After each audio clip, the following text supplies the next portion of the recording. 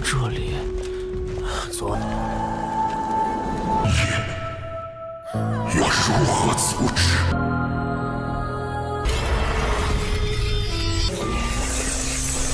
在上。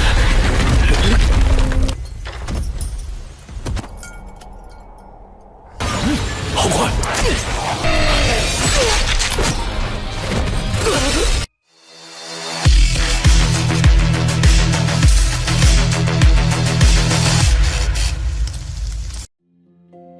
！Halo semuanya, selamat datang di Ruang Sinema. Bagaimana kabar kalian semua? Semoga selalu sehat dan baik-baik saja. Sesuai jadwal, jadi pada hari ini kita akan kembali melanjutkan series Donghua Tales of Herdingot episode terbaru, yang mana ini adalah episode yang ke-80-nya. Bagi yang baru bergabung di series ini, kita sudah sediakan playlistnya.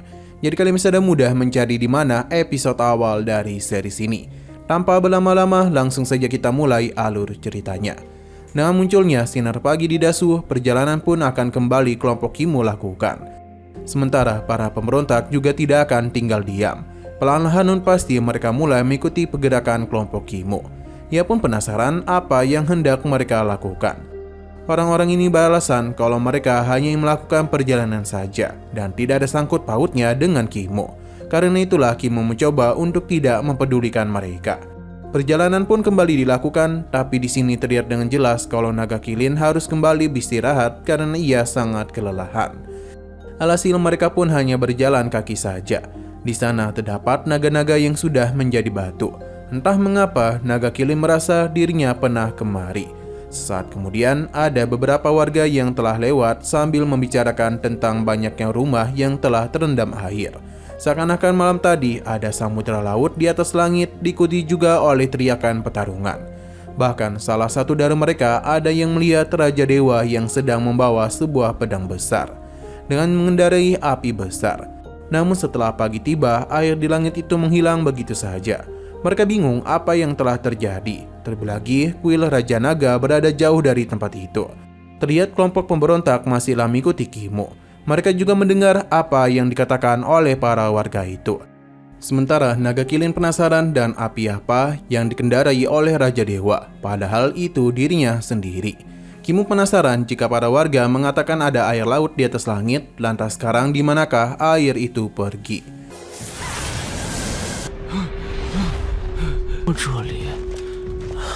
Perjalanan teruslah mereka lakukan hingga malam kembali menyelimuti Dasu. Kimo bersama yang lainnya beristirahat di sebuah patung pelindung. Tidak hanya mereka, namun para pemberontak juga kemari. Namun perhatian Kimo seketika teralihkan dengan potongan kertas yang berterbangan. Diikuti juga oleh hawa dingin yang muncul. Semua itu berasal dari Yodu. Kedatangan kemari seketika saja membuat Raja Iblis Dutian terkejut. Pasalnya, Yodu merupakan sosok yang telah melakukan penyerangan kepada kelompoknya. Akibat serangan itu juga, jiwa-jiwa yang tersesat kemudian dikumpulkan olehnya, hingga hanya menyisakan Dutian seorang diri. Apapun yang dia lakukan, semua itu sia-sia saja. Ia sama sekali tidaklah mampu melawan kekuatan Yodu. Ia pun hanya dapat menyaksikan dunia Dutiannya hancur.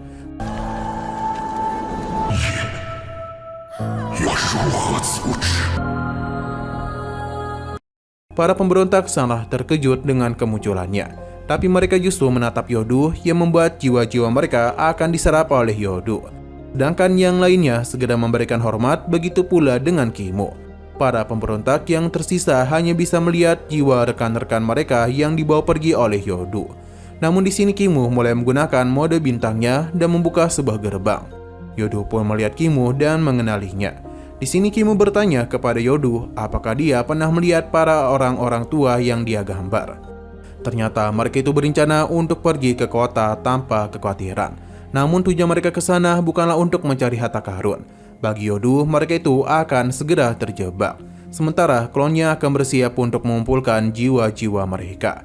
Kimo tentu saja terkejut dan meminta petunjuk di manakah letak kota tanpa kekhawatiran itu. Yodu hanya menunjuk ke sisi kegelapan, di mana Kimo tahu betul itu bukanlah tempat yang tepat. Jadi dia kembali bertanya di manakah sebenarnya kota itu berada. Yodu hanya menatap Kimo dan perlahan-lahan dia pun mulai menghilang. Saat kemudian pria ini tiba-tiba saja kesal karena menduga kalau Kimo sengaja membawa mereka kemari. supaya bisa dihabisi oleh Yodu. Tapi Kimu tidaklah terlalu meladeninya dan tertarik dengan senior di sana.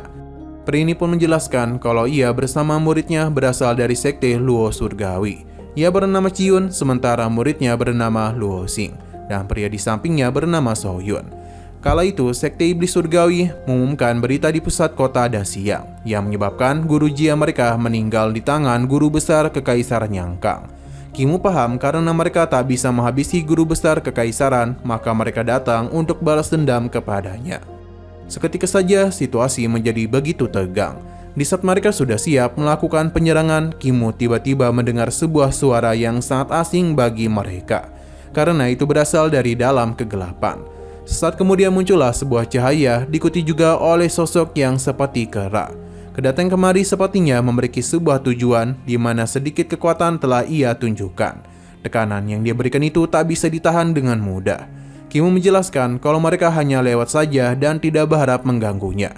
Tapi dia itu dikejutkan juga oleh kemunculan dari kera iblis. Sepertinya Chiun mengenali sosok itu yang dia panggil sebagai Koba, yang juga merupakan seorang kultivator kuat dari alam ilahi.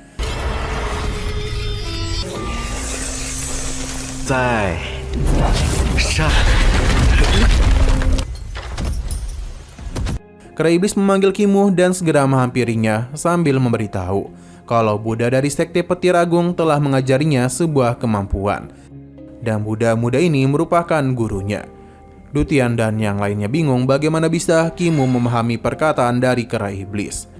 Buddha muda ini pun perlahan-lahan turun dan dia juga mengenali siapakah Kimu itu. Karena sebelumnya dia telah mengganggu apa yang dia lakukan sebelumnya. Sepertinya perselisihan akan terjadi di antara mereka berdua yang membuat para pemberontak ingin memanfaatkan kesempatan itu. Muda-muda ini menenangkan kera iblis karena ia tidak akan melukai Kimu, sebab dia telah memiliki lawan yang akan segera datang. Di mana saat jugalah pria tua pun muncul. Ia juga mampu melewati kegelapan dengan mudah. Tetua ini tidaklah menduga muda-muda itu akan menantang dirinya di tengah malam. Sementara Kimu mengenalinya sebagai Lin Jing Daoran. Karena bagaimanapun sebelumnya mereka pernah bertemu. Tetua Lin Jing mengenali Kimu karena telah meminjam 2 koin pengdu dari dirinya. Jadi apakah sekarang dia itu memiliki uang untuk membayarnya kembali? Sayangnya Kimu tidak memiliki koin pengdu lagi. Lin Jing tidaklah mempermasalahkan hal itu karena dia bisa membayarnya di lain waktu.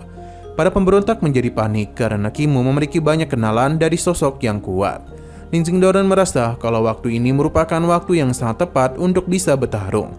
Jadi lebih baik mereka bertarung saja. Tanpa berlama-lama, Buddha muda pun mengajaknya untuk memulai pertarungan. Untung saja mereka bertarung di tempat yang agak jauh. Dalam duel di antara mereka telah mencairkan salju di tempat itu. Jadi seakan-akan tengah terjadi hujan.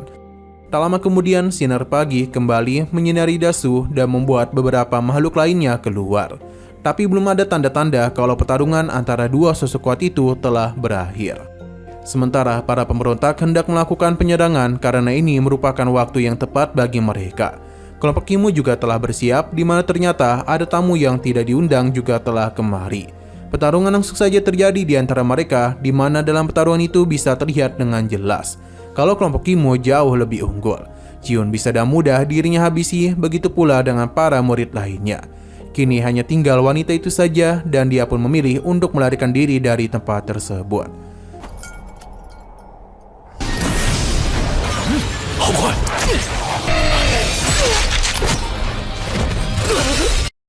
Kimu lagi dan lagi harus kehilangan Long Zionan. Sepertinya dia itu lebih pintar dari yang lain, bahkan ia tidak sadar dengan penyamarannya. Kimu memuji kera iblis karena memiliki kekuatan yang jauh lebih mengerikan daripada sebelumnya. Tapi terlihat kalau kera iblis ini sudah menjadi murid Buddha yang taat. Saat kemudian sinar kembali muncul yang sepertinya pertarungan antara dua sosok kuat itu telah usai. Kimu merasa Buddha kecil merupakan guru yang bagus untuk kera iblis. Jadi itu bisa membimbingnya menjadi lebih kuat lagi. Perpisahan akan kembali terjadi pasalnya Kimu hendak mencari anggota keluarganya. Jadi dia tak bisa tinggal di sini terlalu lama. Sebelum pergi, Kimu pun memberikan beberapa buku kepada kera iblis. Dia ingin kera itu mempelajari semuanya. Selain itu, Hulinger juga cukup merindukannya. Kera iblis pun pergi menyusul Buddha kecil. Sebenarnya Kimu penasaran dengan hasil pertarungan antara Buddha kecil dan Lin Jing Daoran. Tapi karena ia memiliki urusan lain, maka mereka harus pergi secepat mungkin. Sebelum jiwa kakek dan neneknya diserap oleh Yodo. Perjalanan teruslah dilakukan, tapi di sini naga Kili mencium bau amis yang kuat. Padahal dia adalah seorang naga dan bukan seorang anjing. Ternyata bau darah itu berasal dari Ling Jingdaoren yang telah terluka sangat parah. Di saat hendak mendekatinya, Kimo merasakan sesuatu. Karena dia itu bisa melihat dengan jelas adanya sebuah pelindung yang melarang sosok yang tidak dikenal untuk mendekat. Ling Jingdaoren memuji mata dewa pedang milik Kimo. Ia terlihat terluka sangat parah dan hanya bisa membentuk pertahanan untuk bisa melindungi dirinya dari para binatang buas. Kimo memberitahu kalau dia cukup hebat dalam pengobatan dan dia berencana untuk memberikan bantuan kepadanya. Jadi Ling Jingdaoren pun menyimpan pertahanannya.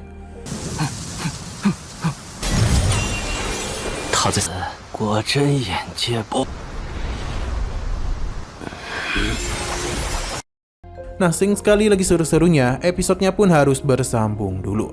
Oke, sekian dulu pada video kali ini. Untuk video selanjutnya akan segera hadir.